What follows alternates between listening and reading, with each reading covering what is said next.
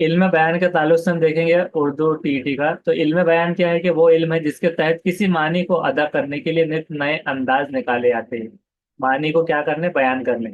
इल्म बयान हमें सिखाता है कि किसी बात को किस तरह मुख्तलिफ तरीकों से बयान की जाए कि एक मानी दूसरे से ज्यादा वाज़ेह और दिलकश हो जाए।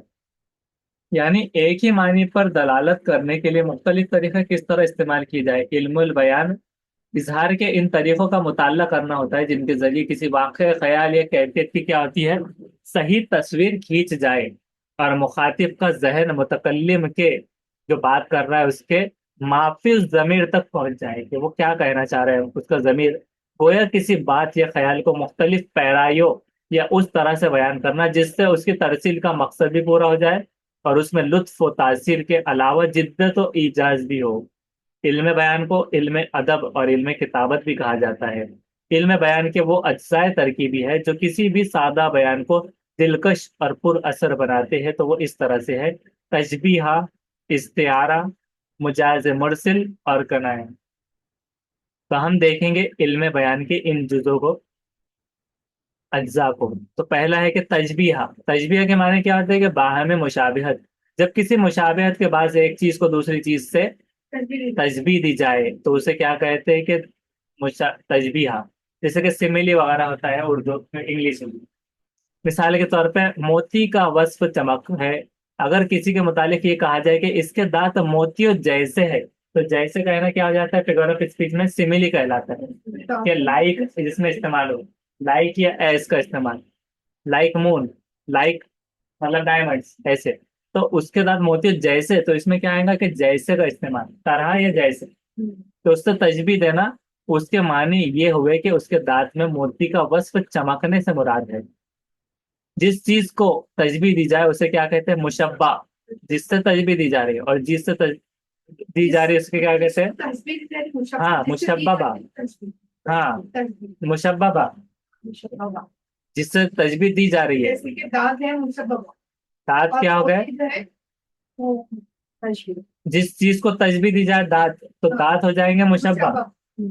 मुशब्बा हो जाएंगे इससे, मुशब्बा। और जिससे तशबीह दी जा रही तो मोतियों से, तो मोती क्या हो गए, मुशब्बा। अब मुशब्बा और मुशब्बा दोनों मिलकर तुरफ़ैन तशबीहा कहलाते हैं। तुरफ़ैन तशबीहा, जैसे कि मैथ्स में आपने पढ़े होंगे, तुरफ़ैन को ये करने पर, डिवाइड करने पर, तो तुरफ़ैन तशबीहा कहलाता है। मिसाल के तौर पर मीर का एक शेर है: हस्ती अपनी हुबाब की सी है, ये नुमाइश सुराब की सी है। तो क्या कह रहे हैं कि हस्ती अपनी हुबाब की सी और नुमाइश सुराब की सी। यहाँ इस शेर में क्या है, हस्ती को हुबाब से तशबीह दी गई। और हस्ती क्या है, हुबाब, दोनों फानी है, जाने वाली चीज है।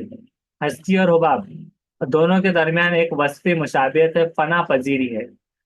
तो दोनों भी जाने वाले, हस्ती अपनी हुबाब की सी है और नुमाइश सुराब की सी है। तो इसमें तुरफैन तशबीहा, यानी दोनों तरफ जब तशबीह आ गई तो तुरफैन तशबीहा हो जाएंगे। उसी तरह से देखिए, एक देखते हैं: मीर इन नीमबाज आंखों में सारी मस्ती, मस्ती शराब की सी है। तो मीर अपना नाम ले रहा है कि इन नीमबाज आंखों में, इन नीमबाज आंखों में सारी मस्ती शराब की सी है। यहाँ पर इस शेर में नीमबाज आंखों को क्या कहा गया, शराब की मस्ती से। मतलब नीमबाज आंखें और शराब की मस्ती से क्या की जा रही है, तशबीह दी जा रही है। क्योंकि दोनों में नशे की कैफियत की वस्फी मुशाबियत होती है। तो इस तरह से जब वो आ जाए कि एक दूसरे से, हाँ शराब का नशा। ऐड होता है कि नाजुक उसकी लगती क्या कही हाँ एक और शेर ऐड होता है, वो बोलिए कौन सा, नाजुक सी, नाजुकी उसकी लगती क्या कही है, नाजुकी उसके लब की क्या कही है। होठ होठ पंखुड़ी गुलाब सी। हाँ होठ होठ पे पंखड़ी गुलाब। गुलाब की सी है। हाँ। इस तरह तो ये भी शेर होता है उस तरह।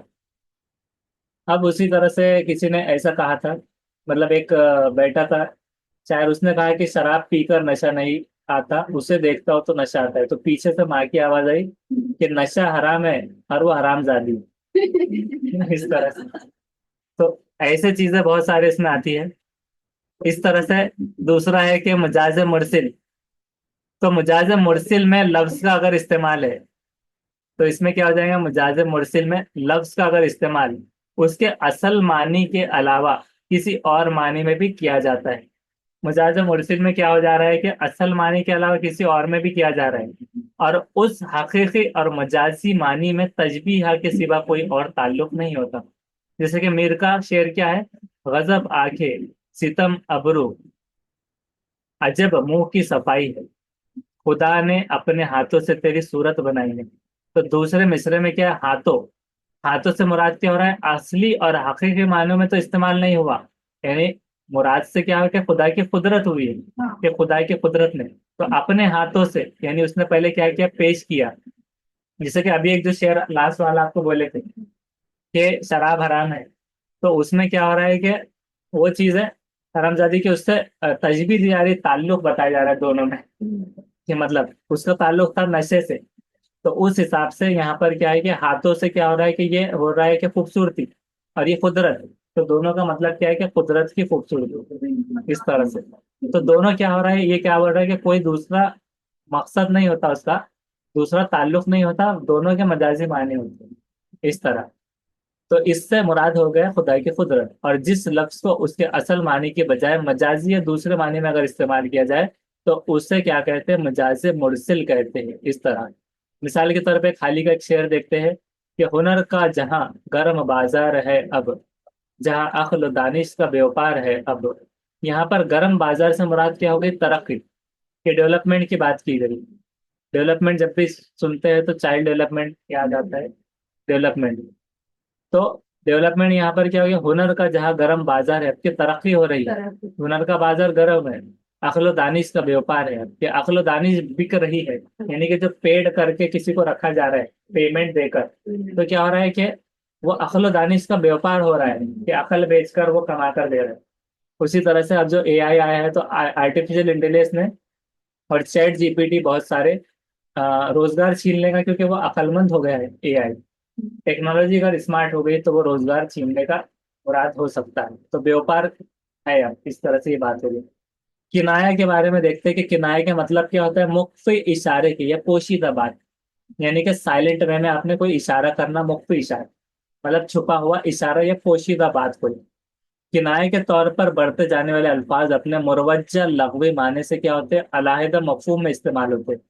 मुरवज्जा लग़वी माने क्या होते हैं, अपने मुरवज्जा लग़वी माने से अलहदा मफहूम में, कि उसके जो भी लग़वी माने निकलते हैं तो अलग वो उसका मफहूम अलग इस्तेमाल होता है।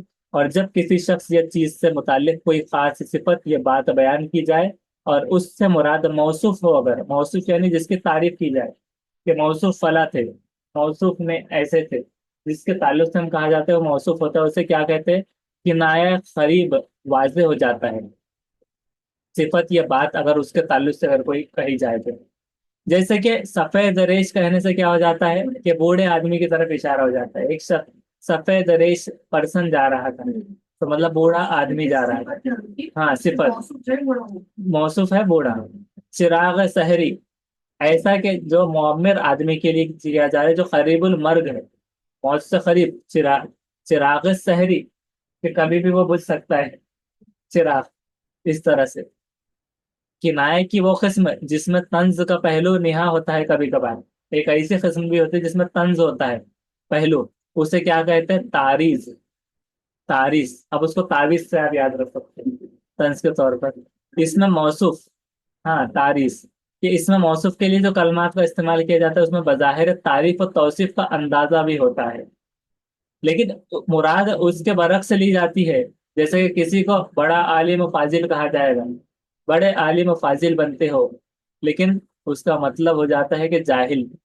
जाहिल मुतलक मुराद ली जाए, या दरिया दिल कहकर बकील से मुराद की जाए, कि अरे इनका दिल तो बहुत बड़ा है, देखो चाय पिला देंगे, मतलब नहीं है दिल बड़ा, लेकिन काम उल्टा निकालने के लिए काम निकालने के लिए, या फिर इस तरह, या उसको डायरेक्ट नहीं कहना। कभी कभार तो ऐसा हो जाता है कि एक जगह पर हम गुजर रहे थे, तो वहां पर झगड़ा हो रहा था, और वो सामने वाला क्या बोल रहा था, इंसान तूने किसको बोला, बोल किसको तूने इंसान बोला, मतलब उसने उसको इंसान बोला, तो वो चिढ़ गया, क्योंकि उसने उसका उल्टा मतलब निकाला, इंसान, इस तरह। तो इस तरह से इसको क्या कहेंगे, तारीज। और ये किनाए की किस्म, तंज का पहलू। इस्तिआरा मतलब क्या होता है, इस्तिआरा वो लफ्ज हाँ, उधार लेने से आता है। मुस्तार से होना। हाँ, दरअसल मुस्तार। कोई गलत बात करता है तो अपन क्या कहते हैं उसको, बहुत होशियार है तुम। हाँ, होशियार। ये होशियार इधर है, इस तरह से। हाँ, तंज का पहलू था। हाँ, इसी तरह। उसी तरह कभी कभार किसी को वली भी कह देते हैं। और वली, इस तरह। वली, हाजी, ऐसे भी बहुत सारे लोग इस्तेमाल करते हैं। इस्तिआरा का मतलब होता है कि वो लफ्ज जो अपने असल मानी के बजाय मजाजी मायने में इस्तेमाल किया जाए, उधार लेकर। इस्तिआरा मतलब क्या होता है फिर?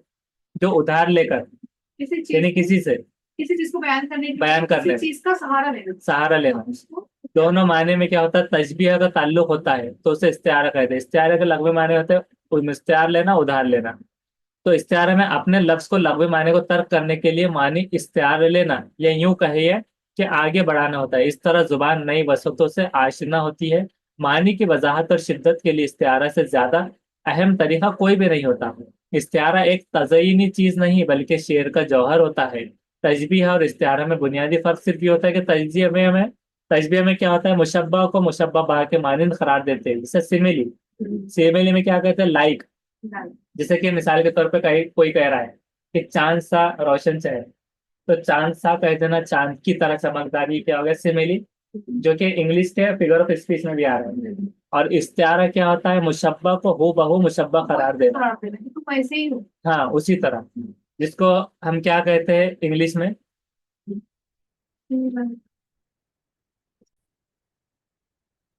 तो इसको इंग्लिश में कहते हैं मेटाफर। मेटाफर मतलब उसको हू बहू वो देना। जैसे मिसाल के तौर पर, अब अगर आप उसको चांद सा रोशन नहीं कर रहे, आप उसको क्या कर रहे हैं, बेटा चांद, चांद बेटा सो रहा है। चांद ऐसा पुकारे, उसको बेटे को पुकारे, तो मतलब उसको तराने वर्ड फिर आप आप वही डायरेक्टली। हाँ, तो ये क्या हो जा, जानदार है। लेकिन और एक और चीज होता है फिगर ऑफ स्पीच में, जिसको हम कहते हैं कि पर्सोनिफिकेशन। पर्सोनिफिकेशन मतलब ये ऐसा होता है कि कोई गैर जानदार चीज है तो उसको आप जानदार चीज की तरह तशबीह दे रहे हो। जैसे कि अगर दरख्त आता है कुछ कुछ अगर पोएम्स में, तो दरख्त से मुराद उसकी जो जड़ें हो जाएंगी, उसको पैर से मुराद दे रहे हैं, उसके हाथ बता रहे हैं आप, उसके सीटी बजा रही बोल रहे हैं, दरख्त सीटी बजा रहे, विस्लिंग, दरख्त सीटी बजा रहे थे, गाना गा रहे थे। तो आप कोई गैर जानदार चीज जो नहीं है तो उसमें अगर इंसानी खुसूसियत डालते हैं तो पर्सोनिफिकेशन होता है। तो ये फिगर ऑफ स्पीच का हो गया मेटाफर, जो कि इस्तिआरा मतलब मेटाफर। तो अब इसमें कैसे है, मिसाल के तौर पे खतरा अश्क मेरा दाना तस्बीह हुआ, रात दिन मुझको गुजरता है तेरी सिमरन में। यहाँ कतरे अश्क को हूबहू दाना तस्बीह कहा गया। कतरे अश्क मेरा दाना तस्बीह हो गया, कि जो आंख से आंसू जो गिरा, तो मतलब उसका दाना तस्बीह क्यों हुआ, क्योंकि वो तस्बीह की तरह मुसलसिल रो रहा हूँ।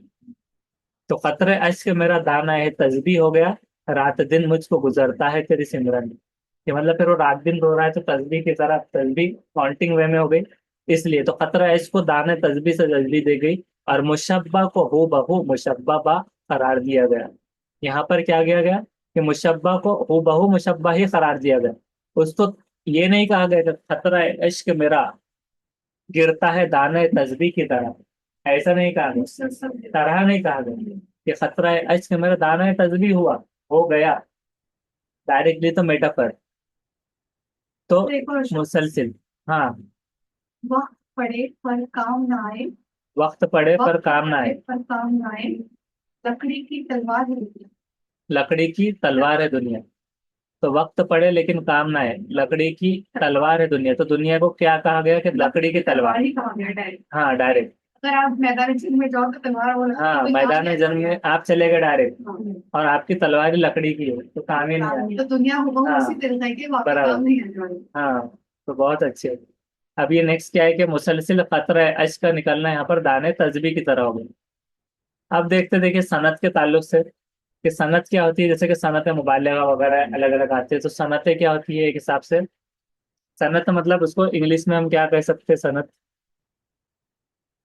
ये इंडस्ट्री नहीं होता जैसे सनत मुबालगा वगैरह उस तरह। तो हम देखते देखिए चूंकि शायरी इजहार का खूब सूरत से फन होता है। शायरी क्या होता है, इजहार का खूबसूरत फन होता है। अंदाज में, इसलिए हुस्न बयानी की जो कदरें उसमें मौजूद होंगी वो उसकी जमालियात यानी खूबसूरती का हिस्सा एक होंगी। चुनांचे शायरी में ऐसे पैराए इजहार और उस्लूब बयान का एहतमाम करना जो महज सिर्फ अदाए मतलब के लिए जरूरी नहीं, सिर्फ अदाए मतलब के लिए जरूरी नहीं, बल्कि कलाम में मजीद हुस्न और लताफत और मजीद मानी पैदा करे, ये कहलाता है सनत। सनत की कई किस्में होती है जिनका बास ताल्लुक लफ्ज और बास का ताल्लुक मानी से भी होता है।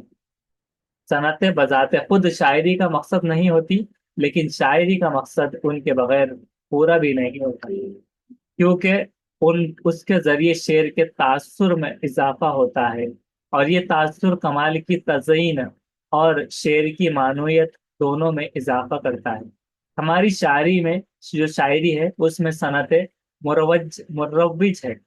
उनमें से बाज हस्ब झेल है, इदमाज, इरसाद, इस्त इस्तेताब, क्या है, इस्ततबा और इस्तदराब, इतरार, ऐहाम, तजाहुल और आरिफाना, तजाद, तलमी, मुबालगा। देखिए फिर सनत से सनत मुबालगा, सनत तजाद, सनत तलमी, तो ये सब सनतें मिल रही है। तो सवाल और जवाब। तो सनत मुबालगा क्या होता है? बड़ा हाइपरबली। चढ़ा कर। हाँ, किसी चीज को बड़ा चढ़ाकर बोलना। तो हाइपर बोल नहीं बल्कि हाइपरबली उसका प्रोनाउंसिएशन निकलेगा, हाइपरबली। फिर सनत तजाद के जो उसका मतलब तजाद जो होता है, एक दूसरे के जिद होना। जिद होता है जो। जैसे सुबह होती है, शाम होती है, हाँ, फिर चमक होती इस तरह से ही सब। तो फिगर ऑफ स्पीच जब आप पढ़ेंगे ना तो इसमें सारी चीजें आ जाएंगी, सवाल और जवाब, मुरातुन नजीर, ये सब इस तरह। है। सुबह शाम मतलब दोनों की चीजें। तलमी, सनत तलमी, जिसमें तारीफ एक वाकया तारीफ वाक़त का जिक्र, सनत तलमी बराबर। और उसके अलावा इकरार वगैरह, इस्ततराक, ये सबको आपने बाद में देख लेना। सवाल और जवाब में तो मतलब सवाल जवाब आएंगे बस। सनत मुरातुन नजीर क्या है ये हम देखते हैं। पत्ता पत्ता, बूटा बूटा, हाल हमारा जाने है, जाने ना जाने गुल ही जाने, बाग तो सारा जाने है। तो पहले मिसरे में पत्ता और बूटा, दूसरे में गुल और बाग, बाहे में मुनासिबत है कि ऐसे रिदमिक वर्ड कि जो पत्ता पत्ता बूटा बूटा में, दूसरे मिसरे में गुल और बाग में, जैसे कि एक ही जगह से गुल और बाग, बाग से ही हाँ, इससे रिलेटेड हो रहे हैं। तो ऐसे कलाम में एक लफ्ज लाना जिसकी मुनाफियत या ताल्लुक दूसरे अल्फाज से किसी मिसरे शेर में जमा हो जाए तो उसको कहते हैं मुरादुन नजीर। रियायती अल्फाज की अगर बात करें तो देखिए, पानी था आग, आग गर्मी है रोजे हिसाब थी, माही जो सीख मौज तक आई कबाब थी। तो इस शेर में क्या कहा गया कि पानी और आग में तजाद है, पानी और आग, और तजाद भी ताल्लुक को जाहिर कर रहा है। पानी था, आग गर्मी। दूसरे मिसरे में पानी की मुनासिबत से ही माही गिरी मतलब मछली, माही, माही जो सीख मौज तक आई कबाब थी।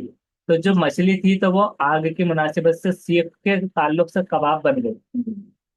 तो पानी और आग का इस तरह से दिया, पानी से लिया माही और आग से लिया कबाब, आग की गर्मी से। तो ये शेर ऐसी चीज है जो रियायती लफ्जी हो जाते हैं, जिसमें चीजों को जमा करना कोई ना कोई ताल्लुक जरूर हो, आपस में जिद हो, उसे रियायती लफ्जी कहते हैं। बज़ाहिर मुरासुम नज़ीर और रियायती लफ्जी अपनी अपनी खुसूसियात की बिना पर एक ही सनत नजर आती है, लेकिन मुरासुम नज़ीर में तजाद या मुतजाद का इस्तेमाल नहीं होता। क्या होता है? मुरासुम नज़ीर में तजाद या मुतजाद का इस्तेमाल नहीं होता, लेकिन ये जो है रियायत लफ्जी अपनी लफ्जी खुसूसियात की बिना पर एक ही सनत नजर आती है। और डिफरेंस याद रखना दोनों में, इसमें हो सकता है लेकिन उसमें नहीं होता तजाद। सनत तजाद देखते हैं बस। मिसरा है, दिल से नजदीक और इतना दूर, कि दिल से तो नजदीक है और इतना दूर है। तो इसका मतलब क्या है कि नजदीक और दूर दो मुतजाद अल्फाज है। जब कलाम में ऐसे दो मुतजाद अल्फाज का इस्तेमाल होता है तो शेर की इस खूबी को कहते हैं सनत तजाद है। मिसाल के तौर पर, मौत का एक दिन मुय्यन है, नींद क्यों रात भर नहीं आती। तो एक दिन और एक रात, तो इसमें दिन और रात दो मुतजाद है। तलमीह की अगर बात करें तो शायर अपने कलाम यानी कि शेर में किसी तारीख वाक़े और फर्जी हिकायत या मजहबी किस्से की तरफ इशारा कर रहा है, तो शेर की इस खूबी को सनत तलमी कहते हैं। जैसे कि निकलना खुल्द से आदम का सुनते आए हैं, लेकिन बहुत बेआबरू होकर तेरे कूचे से हम निकले। यहाँ पर आदम अलैहिस्सलाम के जन्नत से निकाले जाने की तरफ में इशारा कर रहे हैं कि कुछ चीज मतलब हिस्ट्री से जोड़ दिए गए। हाँ, तारीख वाक़े से एक चीज जोड़ी गई और अभी की बात खुद की कर रहे हैं। बहुत बेआबरू होकर तेरे पूछे से हम निकले। उसी तरह से यहाँ हो गया। अब उसके बाद है कि इब्न मरियम हुआ करे कोई, मेरे दुख की दवा करे कोई। यहाँ हजरत ईसा अलैहिस्सलाम और उनका माद मादरजाद कोड़ियों का अच्छा करना की तरफ इशारा किया गया। दुख की दवा करना यानी कि ईसा अलैहिस्सलाम कोड़ियों को क्या करते थे, हाथ फेर कर अच्छा करते थे, तो शिफा ऐसी होती थी कि इब्ने मरियम भी हुआ करे कोई और मेरे दुख की दवा करे कोई। फिर हाँ, टीईटी में भी कोई ऐसा ढूंढते होंगे ईसा अलैहिस्सलाम के तौर पे दुख की दवा करने, पास होने के लिए। नारे नमरूद को क्या गुलजार, दोस्त को यूं बचा दिया तूने। यहाँ पर हजरत इब्राहिम अलैहिस्सलाम का नारे नमरूद में फेंका जाना और आग का गुलजार की तरफ। ताल्ला की अगर बात करें तो ताल्ला क्या होता है कि जब ताल्ली या ताल्ला के शायर जब अपने कलाम में फन की या खुद की सताइश से काम लेता है तो उसे ताल्ला कहते हैं। मिसाल के तौर पे, ये मसाइल तसव्वुफ ये तेरा बयान गालिब, तुझे हम वली समझते जो ना बाद ख्वार होता। की तारीफ तो खुद की तारीफ गालिब ने कर दी कि मसाइल तसव्वुफ है तेरा, ये तेरा बयान, तो खुद को ही उसने किया। तो वैसे तो लोग कहते हैं कि अपने मुंह मियां मिट्टू, लेकिन इसमें अगर शायर कह दे तो उसको ताल्ला कह दिया जाएगा। है और भी दुनिया में सुख नवर बहुत अच्छे, कहते हैं कि गालिब का है अंदाज बयान। और उसके अलावा दोहर में मजरूह कोई जादुआ है मजमू कहाँ, मैं जिसे छूता गया जावा बनता गया, जादुआ बनता गया, जाविदा बनता गया, मतलब जादू के तौर पे कोई जाविदा है मजमू कहाँ, इस तरह से।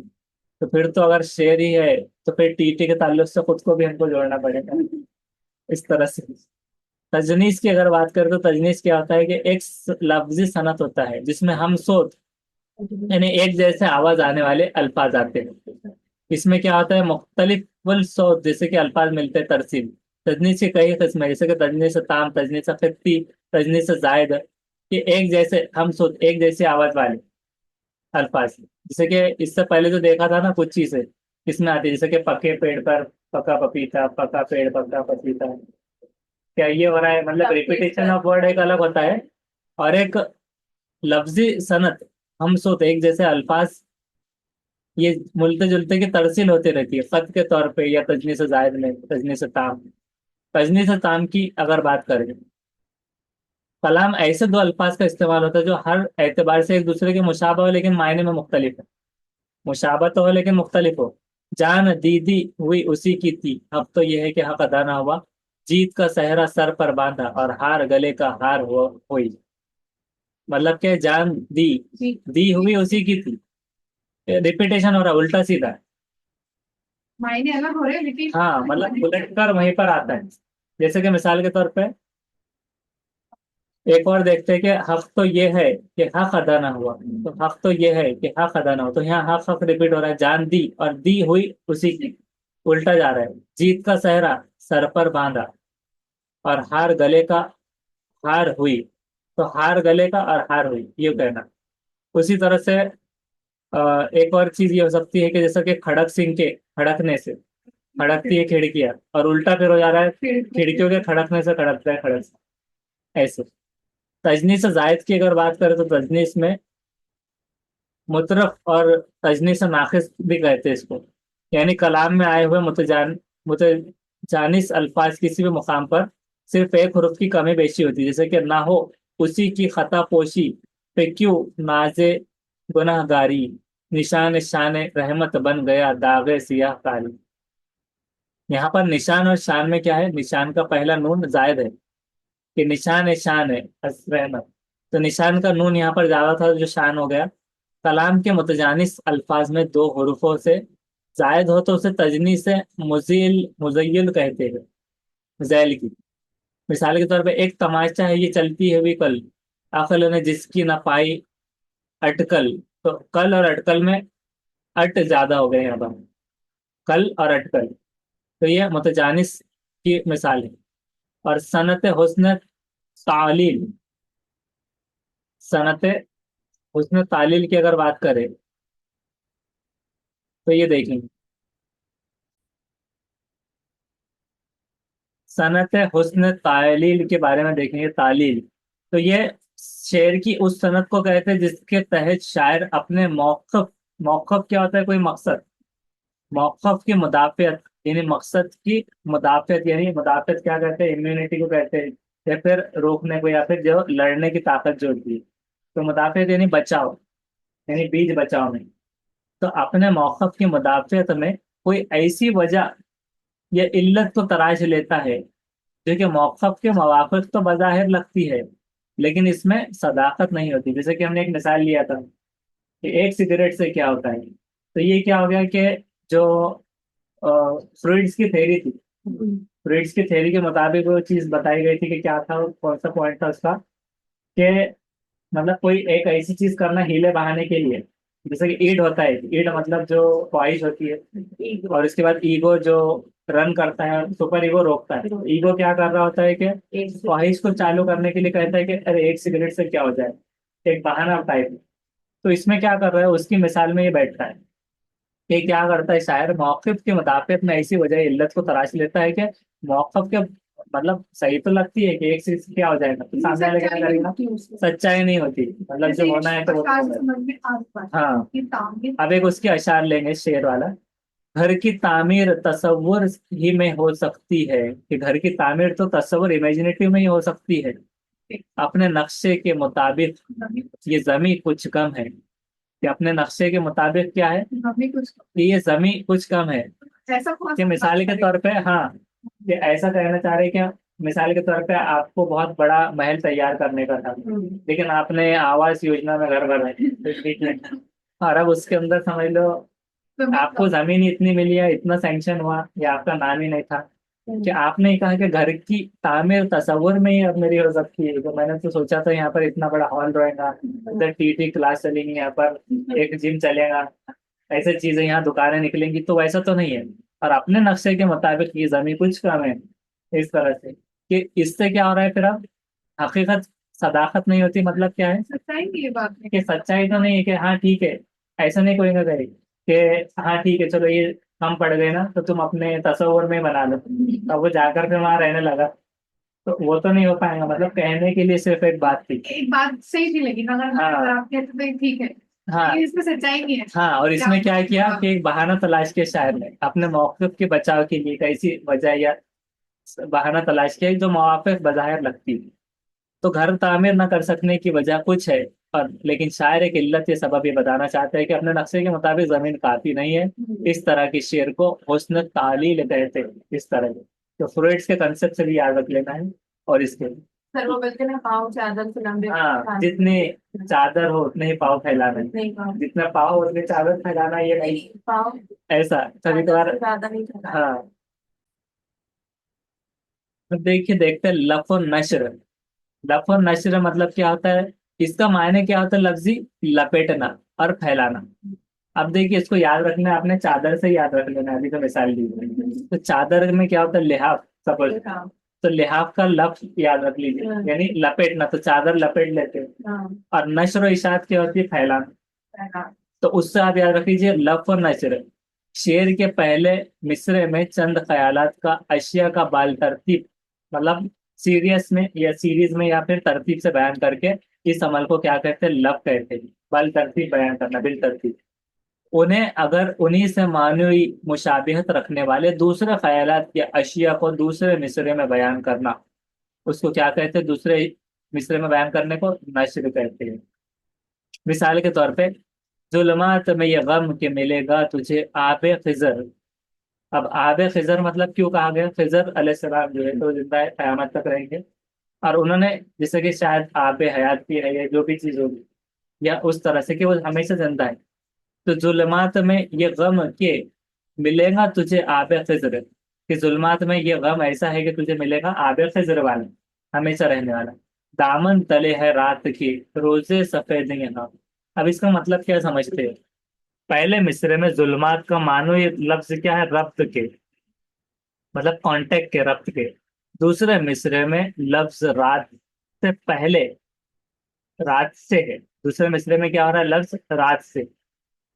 कि इसमें जुल्मात रब्त का है और इसमें रात रब्त का है। जुल्मात और रात का अंधेरा, यानी जुल्म क्या होता है, रात का अंधेरा जिसको कहा गया। कि कभी कभार कहते हैं ना कि जुल्म के अंधेरे मिटेंगे, जुल्म के अंधेरों को मिटाने आ गया, ऐसा, इस तरह।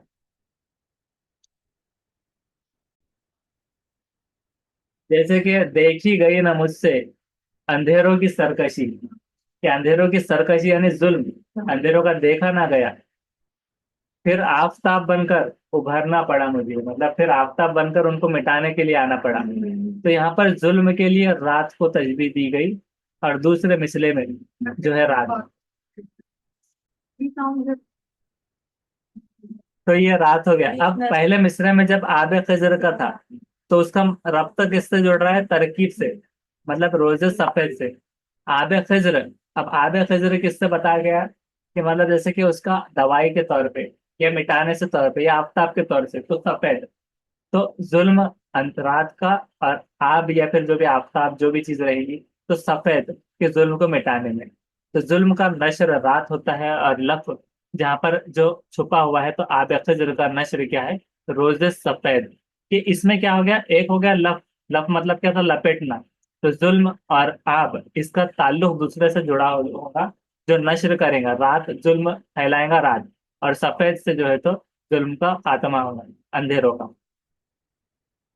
उसी तरह से कभी कभार अखबारों में आता है कि फला का बेटा आईएएस बना, ये बना। तो कभी कभार ऐसा होता है कि इफलास के अंधेरों से, कि इफलास के अंधेरों से ये उठकर ये, इसने मतलब सितारा बना, ये चमका सितारा, इफलास के अंधेरों से। तो अंधेरा और ये चीज, तो ये चीज हो गई। तो लफ्ज जुल्मात का नश्र रात, और ये उसका हो गया सफेद। अब देखिए दूसरा, या के सफेदो सयाह में हमको दखल जो है, तो इतना है। या के सफेदो सियाह में हमको दखल जो है, सिर्फ तो इतना है बस, कि रात को रो रो सुबह किया, और दिन को जो तू शाम किया। कि यहाँ पर पहले मिसरे में क्या लफ लिपटा हुआ है, जिसका ताल्लुक है, हाँ सफेद, हाँ सफेद जैसा कहते हैं सफेदो सियाह, सफेद ना कहते हुए ऐसा एक लैंग्वेज इस्तेमाल की गई। मतलब छुपा कर रहे हैं ना वो, हाँ, यहाँ के सफेदो सियाह, हाँ, लपेट कर, लपेट कर। किसी और रंग से तो लपेट कर। दूसरे में उसका सुबह आ गया, सफेद का सुबह, और सियाह का आ गया रात। अब इसको एक मिसाल ऐसी लेंगे, कि मिसाल के तौर पे कहीं पर कोई जुल्म में गिरफ्तार है। कोई अलग अलग किस्म का जुल्म होता है, कोई ससुराल में आकर जुल्म का शिकार हो गया, कोई कहीं पर हो गया, या मतलब कुछ भी चीज हो सकती है। कोई ऐसा भी होता है कि मायके में मम्मी का नहीं सुन रहा, या उसको ऐसा लग रहा है, या कोई भी चीज हो सकती है अगर जहाँ पर भी जुल्म हो गई। कोई अगर गुलाम है, तो गुलाम अपने आका के पास, तो भले ही जो भी वजह हो जाए, तो हम इसमें क्या देखेंगे, कि उसकी एक मिसाल लेंगे, कि या के मतलब क्या कहा गया, फिर यहाँ के, यहाँ को मुराद क्या है, या मतलब यहाँ के, मतलब ऐसा नहीं है कि सब जगह पे कॉमन ही हो। जैसे ससुराल वाले तो सबका नहीं, यानी कुछ कुछ अगर कोई खास तौर से जुल्म कर रहे हो, या फिर कोई गुलाम हो, तो वो क्या कह रहा है, या फिर कोई अपना दर्द कैसे सुना रहा है, कि यहाँ के सफेद और सियाह में हमको दखल जो है सो इतना है। कि हम के सफेद और सियाह किसको कह रहे हो, कि सफेदी और अंधेरे को, कि यहाँ के सफेदी और अंधेरे में हमें सिर्फ दखल है, इतना है। कितना दखल है, कि मतलब आप क्या कर सकते हो, उसके अलावा आप पत्ता भी नहीं हिला सकते। क्या है वो, कि रात को हमने रो रो कर सुबह किया, कि जो तू दिन गुजार रहे, मतलब आप, कि आप रात को रो रो कर सुबह का इंतजार कर रहे हो, और दिन को जो तू शाम किया, कुछ भी करके, खाना पका के, ये करके, कामों में मशगूल होके, बातें सुनकर, जो भी चीजें हुई, तो इससे आपने सुबह और शाम किया। तो यहाँ पर किसी को इमोशनल होने की जरूरत नहीं है ऑनलाइन वाले से, एक मिसाल देने की आ, यहाँ पर एक कोशिश थी बस इतनी, कि उसमें आप रख के उसको ये शेर की तशरीह समझ सकते हैं इस तरह से। तो ये उर्दू का ये खत्म हुआ पूरा ग्रामर।